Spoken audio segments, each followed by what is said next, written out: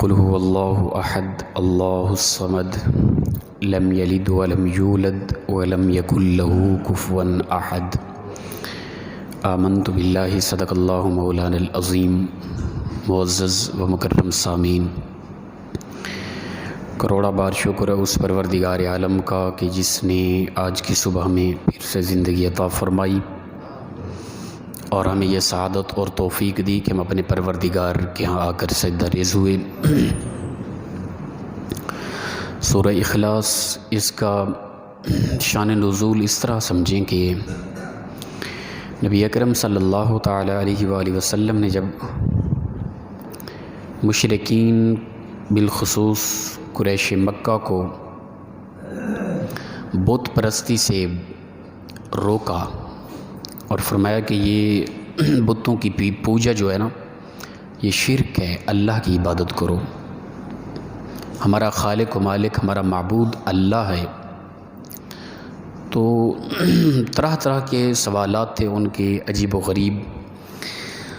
ایک مرتبہ انہوں نے کہا کہ تو اگر کوئی نیا خدا اور معبود رکھنا چاہتا ہے بتوں کے علاوہ تو ہمیں بتا کہ وہ خدا جو تمہارا ہے وہ کس طرح کا ہے، ٹھیک ہے نا؟ اس کو کس نے پیدا کیا یا اس نے کس کو پیدا کیا، کیا اس کی طاقت ہے، کیا اس کی شکل و صورت ہے، یہ ہمیں بیان کر، کیا وہ کھاتا ہے، کیا پیتا ہے، کس طرح اٹھتا بیٹھتا ہے۔ یہ سوال تھا ان کا، تو اللہ کی طرف سے جواب آیا، قل هو اللہ احد۔ اے پیارے محبوب صلی اللہ تعالی علیہ وآلہ وسلم، آپ انہیں کہہ دیں کہ وہ اللہ ایک ہے۔ اللہ کا معنی ہوتا ہے کہ ایسی ذات جس کی عبادت کی جائے، جو عبادت کے لائق ہو، اسے اللہ کہتے ہیں۔ اللہ الہ سے ہے، الہ کا معنی ہوتا ہے معبود، جس کی عبادت کی جائے، جو عبادت کے مستحق ہو، لائق ہو، اس کے علاوہ کوئی معبود نہ ہو، اسے الہ کہتے ہیں، اسے اللہ کہتے ہیں۔ تو فرمایا محبوب کہہ دو کہ وہ اللہ، وہ معبود جس کی عبادت کی جاتی ہے، وہ ایک ہے، تنہا تنہا، اس کے علاوہ کوئی بھی کائنات کے اندر عبادت کے لائق نہیں ہے کسی بھی لحاظ سے۔ اللہ الصمد، وہ بے نیاز ہے، اسے کسی کی کوئی پرواہ نہیں ہے، ٹھیک ہے نا؟ وہ ایک الگ بات ہے، وہ اپنے بندوں سے پیار کرتا ہے، وہ اپنی تخلیق سے، جسے اس نے پیدا کیا ہے، ان سے پیار کرتا ہے، محبت کرتا ہے، باقی اسے کوئی پرواہ نہیں۔ وہ کائنات کو لمحے کے اندر ملیا میٹ کر دے، اسے کیا پرواہ ہے؟ وہ اس طرح کی کروڑ اور کائناتیں وجود میں دے دے، اس کے لیے تو کوئی مشکل نہیں ہے۔ وہ چاہے ایک لمحے میں آنن فانن پوری کائنات کے وجود کو مسمار کر کے رکھ دے، کون پوچھنے والا ہے اسے کیا نقصان ہے؟ وہ بے نیاز ہے، وہ یعنی کبھی بھی نہ اسے کسی کا خوف ہے، نہ کوئی ڈر ہے، وہ جو چاہے، جب چاہے، جس طرح چاہے، جس کے ساتھ چاہے، جتنا چاہے وہ کر سکتا ہے، ٹھیک ہے نا؟ اس لیے حوالے سے میں اور آپ دیکھیں اپنے ذاتی کردار کو کہ ہم کیا کچھ کر رہے ہیں۔ وہ ہمارے کردار پر ہماری گرفت کرے تو ایک لمحے میں کر سکتا ہے، ٹھیک ہے نا؟ ہم بیٹھے ہیں یہیں ساکت ہو جائیں، ہماری سانسیں رک جائیں، ہم پتھر بن جائیں، ممکن ہے۔ وہ چاہے کہ لمحے میں ہمارے کردار کی وجہ سے زمین کو آرڈر کرے، زمین ہمیں اپنے نیچے دنس کے رکھ دے، غرق ہو جائیں، یہ ممکن ہے۔ ہمارے گناہ دیکھتا بھی ہے، فردن فردن ہم تنہا کتنے اللہ کے نافرمان ہیں۔ آپس میں ایک دوسرے کے سامنے تو ماشاءاللہ ہم بڑے موحد ہیں، نیک ہیں، عبادت گزار ہیں، ہم اچھے لوگ ہیں۔ تنہا دیکھیں، جو میرا ذاتی معاملہ ہے وہ میرا رب دیکھتا ہے، آپ لوگ نہیں دیکھتے۔ جو آپ لوگوں کا ذاتی معاملہ ہے، ذاتی کردار ہے، تنہا ہوتے ہیں، اکیلے ہوتے ہیں، وہ آپ اپنا کردار دیکھیں، میں اپنا کردار دیکھوں۔ آپ میری حقیقت کو نہیں جانتے، میں آپ کی حقیقت کو نہیں جانتا، پر میری حقیقت کو میرا رب جانتا ہے، آپ لوگوں کی حقیقت کو آپ کا رب جانتا ہے۔ اس کے باوجود بھی وہ وقت دے رہا ہے، مہلت دے رہا ہے۔ اچھا، وہ چاہے ہمارے گناہوں پر ہماری گرفت کر لے، ہمیں ایک عبرت کا نشان بنا دے، ایسی حالت کرے تو کوئی پوچھ سکتا ہے اس سے؟ نہیں، وہ کر سکتا ہے، اس کے لیے کوئی مشکل نہیں۔ وہ بے نیاز ہے، اللہ الصمد، وہ بے نیاز ہے، تمام طاقتیں اس کے سامنے بالکل زیرو ہیں، کوئی بھی کچھ نہیں کر سکتا اس کے سامنے۔ پھر بھی وہ بندے کے ساتھ پیار کرتا ہے، بندے کو وقت دیتا ہے، بندے کو مہلت دیتا ہے، بندے کو سمجھاتا ہے اے میرے بندے میں تیرا رب ہوں، تو باز آ جائے ان حرکتوں سے۔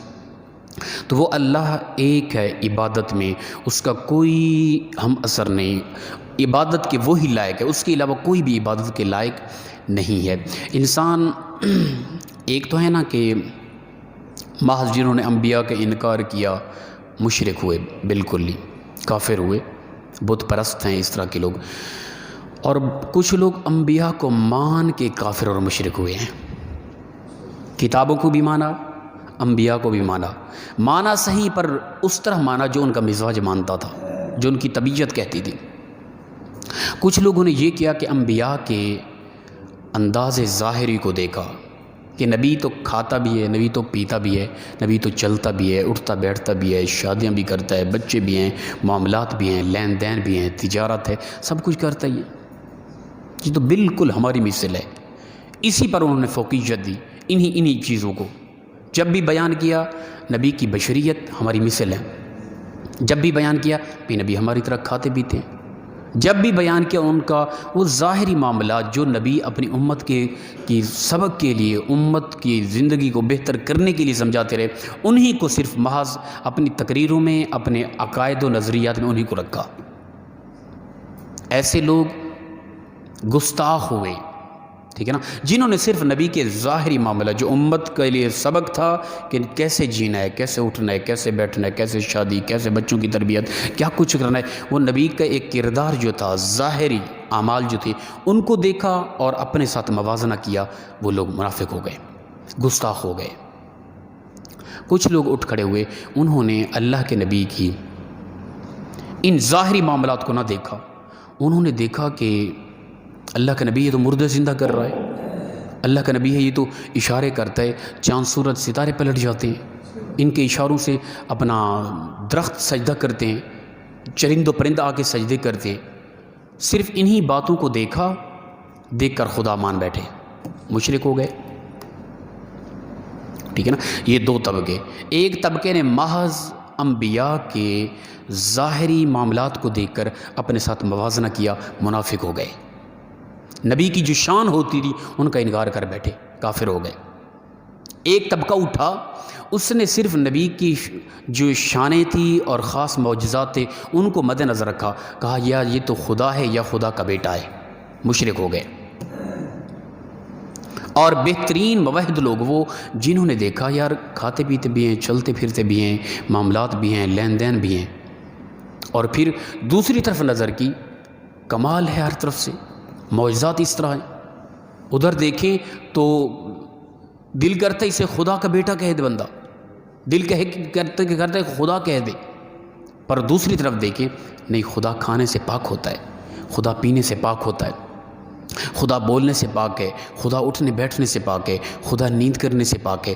یہ سارے معاملہ سے پتہ چلا کہ خدا نہیں، خدا کے بندے ہیں، اور پھر نظریہ عقیدہ یہ رکھا یہ خدا کے بندے ہیں، یہ بشر ہیں، پر جب بھی خطاب کیا، تقریر کی، اپنا گفتگو کی، وہ اللہ کے نبی کی شان میں کی، کبھی یہ نہ کہا کہ بس ہماری طرح کھاتے تھے، ہماری طرح پیتے تھے، ہماری طرح اٹھتے بیٹھتے، نہیں، ہماری طرح بالکل نہ تھے وہ، یاد رکھیں کسی بھی لحاظ سے، ان کا مسکرانا کمال، ان کا کھانا کمال، ان کا اٹھنا بیٹھنا کمال، وہ تو صرف امت کو دکھانا تھا نا اصل۔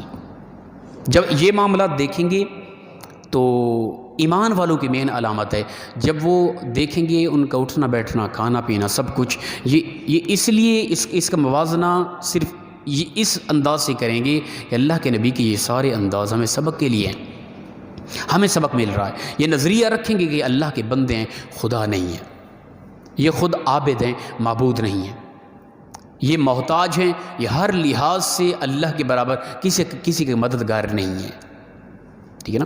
تو خدا خدا ہے، بندہ بندہ ہی ہے، اور جب بھی اللہ کے نبی کے متعلق گفتگو ہوئی ان کی شانیں بیان ہوئی، یہ ہوتا ہے مومن مسلمان کا انداز۔ جب بھی کوئی ایسا معاملہ آئے کہ اللہ کے نبی کی ذات کے لیے شرک کا خدشہ ہو، اس وقت انسان دیکھے کہ اللہ کے نبی تو کھاتے بھی تھے، خدا کھانے سے پاک ہے، اللہ کے نبی تو پیتے بھی تھے، خدا پینے سے پاک ہے۔ جو معاملات ہماری زندگی کے ہیں ان معاملات کا موازنہ کریں گے، پتہ چلے گا خدا نہیں، خدا کے بندے ہیں۔ اور جب شانوں میں آگے نکلنے کا خدشہ ہو اس وقت بندہ ان چیزوں کو دیکھے، اور جب یہ چیزیں سامنے آنے لگیں، بھئی وہ عام معاملات تھے، جھگڑے بھی ہوئے، لوگوں نے اللہ کے نبی کو زخمی بھی کیا، یہ معاملات، پھر اپنی ذات کے ساتھ موازنہ نہیں کرنا، وہ اس لیے تھا ہمیں سبق سکھایا جا رہا تھا۔ تو فرمایا اے محبوب کہہ دیں وہ اللہ ایک ہے، پوری کائنات اس کی عبادت کرنے والی ہے، اس کے علاوہ کوئی معبود نہیں ہے، وہی معبود ہے، وہ بے نیاز ہے، جب چاہے جو چاہے جس طرح چاہے وہ کر سکتا ہے، یہ اس کا نظام قدرت ہے، چل رہا ہے۔ لم یلد ولم یولد، نہ اس نے کسی کو جنا نہ وہ کسی سے جنا گیا، نہ اس کی اولاد ہے نہ اس کے ماں باپ ہیں، وہ کب سے ہے، کب تک ہے، کیا ہے، وہ اس کا کس طرح کا وجود ہے، وہ واجب الوجود ہے، جسم سے پاک ہے، اس کا جسم نہیں ہے، واجب الوجود ہے، اس کا ہونا لازم و ضروری ہے، ٹھیک ہے نا۔ حدیث پاک کے الفاظ ہیں کہ لوگ، رسول اللہ صلی اللہ علیہ وسلم فرمائے لوگوں کو شیطان اس طرح گمراہ کرے گا، بھئی میں پیدا ہوا اپنے باپ سے، میرا باپ اپنے باپ سے، اس کا باپ اس کے باپ سے، چلتے چلتے آدم علیہ السلام تک جا پہنچیں گے۔ آدم کو کس نے پیدا کیا؟ اللہ نے۔ کائنات کو کس نے پیدا کیا؟ اللہ نے۔ اللہ کو کس نے پیدا کیا ہے؟ وہ کب سے آیا ہے؟ جب یہاں پہنچو گے نا، شیطان تمہارے ذہن میں خلل ڈالے گا، جو ہی خلل ڈالے گا نا، تم اسلام سے خارج ہو جاؤ گے، کفر کی طرف چلے جاؤ گے۔ بھئی خدا کی صفات کے متعلق ہم سوچیں، ہماری عقل دنگ رہ جاتی ہے، ہمارے دماغ پھٹنے لگ جاتے ہیں۔ خدا کی ذات کے بارے ہم کیوں سوچیں؟ اللہ کی ذات کے بارے نہیں سوچنا کبھی، وہ کیسی ہے، کب پیدا ہوئی ہے، کب سے ہے، کب تک ہے، یہ نہیں۔ اس کی تخلیق کے بارے ہم سوچ کر انسان کی عقل، یہ چھوٹی سی کھوپڑی کے اندر تھوڑا سا دماغ ہے، یہ خدا کی صفات کے متعلق نہیں سوچ سکتا۔ آسمانوں کے اوپر کی طرف نظر کریں، آسمان ان کے آگے کیا ہے، 7 آسمان ان کے آگے کیا ہے، چلتے جائیں لامحدود آگے، لامکانوں سے آگے چلتے جائیں، کیا ہے، اس نے کیا پیدا کیا ہے۔ انسان کا دماغ مفلوج ہو جائے گا، کچھ سمجھ نہیں آئے گی۔ نیچے کی طرف آپ توجہ کریں، تصورات کی دنیا میں نیچے چلے جائیں، تحت الثری سے نیچے چلے جائیں، پھر اس سے آگے اپنے تصورات کو دوڑائیں، نیچے کہاں تک جائیں گے؟ تو اس کی تخلیق ہے، انسان نیچے جاتے جاتے عقل تو مفلوج ہو جائے گی، کہاں تک جائے گا کچھ سمجھ نہیں آنے والی۔ آپ اپنے دائیں بائیں آگے پیچھے سفر کریں کائنات کا، جہاں دھرتی ختم ہوتی ہے پانی ہے، پھر چلتے جائیں، تصورات کو آگے دوڑاتے جائیں، کہاں تک جائیں گے؟ کیا کہیں کوئی حد ہے؟ حد ہے جہاں ختم ہو رہی ہے، اس کے آگے کیا ہے؟ چھوٹی سی عقل اللہ کی تخلیق کا احاطہ نہیں کر سکتی۔ صفات باری تعالیٰ کو ہم سوچیں، مکمل سوچنے کی کوشش کریں، ہمارے دماغ پھٹ جائیں، دماغ مفلوج ہو جائیں، ہمارے اندر اتنا دماغ نہیں کہ اس کی صفات کو سوچ سکیں، اس کی ذات کے متعلق بارے، ایسا نہیں ہے، اس کی ذات کے بارے کبھی نہیں سوچنا کہ وہ کب سے ہے، کب پیدا ہوا ہے، کس طرح کا ہے، اس کی شکل صورت کیسی ہوگی، وہ ان تمام معاملات سے، اس شکل صورت سے پاک ہے، وہ جسم سے پاک ہے، اٹھنے بیٹھنے سے، کھانے پینے سے، نیند کرنے سے، ہر معاملہ سے پاک ہے۔ وہ کیا ہے؟ وہ خود ہی جانتا ہے کہ وہ کیا ہے۔ تو لہٰذا فرمایا لم یلد ولم یولد، نہ اس نے کسی کو جنا نہ وہ کسی سے جنا گیا، نہ اس کی اولاد ہے نہ وہ کسی کی اولاد ہے، وہ کس طرح ہے وہ خود خوب جانتا ہے۔ ولم یکن لہ کفوا احد، نہیں ہے کوئی بھی ایک اس کا ہم اثر، اس کے مقابلے کا کوئی بھی نہیں ہے۔ ہر مخلوق عاجز ہے، وہ خالق ہے، پیدا کرنے والا ہے، کسی بھی لحاظ سے کوئی بھی اس کا مقابلہ نہیں کر سکتا، کوئی اس کا ہم اثر نہیں ہے۔ تو خدا کی ذات کے متعلق کبھی بھی نہیں سوچنا۔ فرمایا کہ شیطان یہ کوشش کرے گا تمہارے دماغ کے اندر، بھئی فلاں کو اللہ نے پیدا کیا، فلاں کو چلتے چلتے آدم کے بعد پھر خدا کی ذات ہے، خدا کو کس نے پیدا کیا، ایسا نہیں سوچنا۔ ہماری عقل کی اوقات ہے کیا یہ چھوٹی سی کھوپڑی جو صفات باری تعالیٰ کا احاطہ نہیں کر رہی، وہ ذات باری تعالیٰ کا احاطہ کیسے کرے گی؟ جو اللہ کی صفات کو سوچنے میں ناقص ہے، ناکارہ ہے، ناکام ہے، جو صفات کے بارے جس کی حیثیت یہ ہے، وہ ذات کے بارے ذات تک پہنچنے کی کوشش کرے، نہ وہ ناداں ہے، وہ پاگل ہے، وہ بے وقوف ہے، وہ کم عقل ہے، وہ جاہل ہے جو خدا کی ذات کے متعلق سوچنے کی کوشش کرے۔ صفات تک محدود رہیں، وہ بھی صفات کو پورا احاطہ کرنے کی کوشش کریں گے تو ہم پاگل ہو جائیں گے، تو ذات کی طرف ہم جانے کی کوشش نہ کریں۔ بعض اوقات شیطان یہ سوچ دیتا ہے ہم اس کے بندے ہیں، بس اس نے ہمیں پیدا کیا، اس نے ہمیں وجود دیا، اس نے ہمیں یہ کائنات دی، اس نے ہمیں مسلمان کیا، اس نے ہمیں حسن و جمال دیا، اس نے ہمارے لیے جنت تیار کر رکھی ہے، ٹھیک ہے نا، اس نے ہمیں انسان بنایا، اشرف المخلوقات، وہ ہمارا معبود ہے، ہم اس کے عابد ہیں، ہم اس کی محض عبادت کرتے ہیں۔ اس کی شکل کیسی ہے، اس کی صورت کیسی ہے، وہ کیا کرتا ہے، کب سے ہے، کس طرح کا ہے، یہ نہیں دیکھنا، اس طرف توجہ ہم نے نہیں کرنی، بس ہم اس کے بندے ہیں۔ اس نے جو ہمارے سامنے جو کچھ رکھا نا، اس کا بھی ہم احاطہ نہیں کر سکتا، ہمارا دماغ ہم نہیں سوچ سکتے اس کی ذات تک کیا جائیں گے۔ تو فرمایا محبوب ان کو کہہ دو کہ تم اللہ کی ذات کے بارے ایسا سوال کرتے ہو، اس کی صفات اس قدر ہیں کہ تمہاری عقلیں مفلوج ہو جائیں۔ قل هو اللہ احد، اے محبوب کہہ دو وہ اللہ ایک ہے، معبود ہے۔ اللہ الصمد، وہ بے نیاز ہے، وہ اللہ بے نیاز ہے۔ لم یلد ولم یولد، نہ اس نے کسی کو جنا نہ وہ کسی سے جنا گیا۔ ولم یکن لہ کفوا احد، اس کا کوئی بھی ہم اثر نہیں ہے، اس کے مقابلے میں کوئی بھی نہیں ہے، وہ ہر طاقتوں سے ماورا ہے، وہ ہر طاقتوں سے آگے ہے۔ تو لہٰذا خدا کی ذات کے بارے میں، اس کی صفات کے بارے، وہ بھی وہاں تک سوچنا ہے جہاں تک ہماری عقل کام کر سکے بس۔ اللہ تعالیٰ سے دعا ہے پروردگار مخلصاً انداز میں ہم سب کو عمل کی توفیق عطا فرمائے۔ وآخر دعوانا ان الحمد للہ رب العالمین۔